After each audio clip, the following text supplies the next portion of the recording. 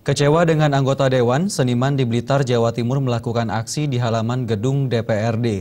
Dalam aksinya, seniman ini melukis gedung Dewan yang di bawahnya terdapat gambar beberapa binatang yang menggambarkan simbol jika gedung DPRD merupakan sarang dari koruptor.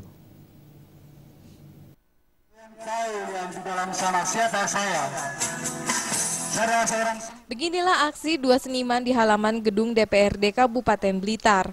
Dua seniman yang mewakili seluruh seniman di Blitar Raya ini kecewa dengan para wakil rakyat yang duduk di kursi wakil rakyat tersebut. Tidak hanya berorasi, dua seniman ini juga melukis dan menuliskan kata-kata tentang kekecewaan mereka pada para wakil rakyat.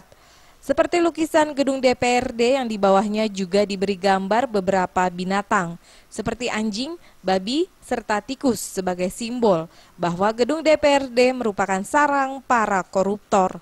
Wakil rakyat ini juga dianggap sudah tidak peduli pada rakyat kecil.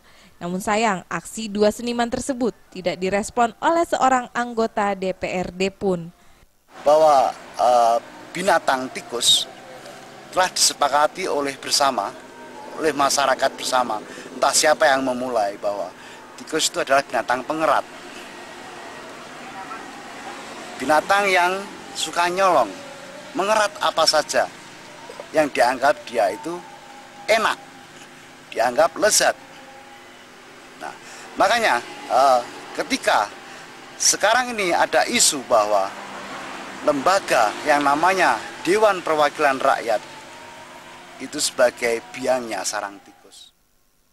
Selama ini para seniman di Kabupaten Blitar tidak pernah mendapatkan perhatian baik dari wakil mereka yang duduk di kursi DPRD maupun dari pemerintah Kabupaten Blitar.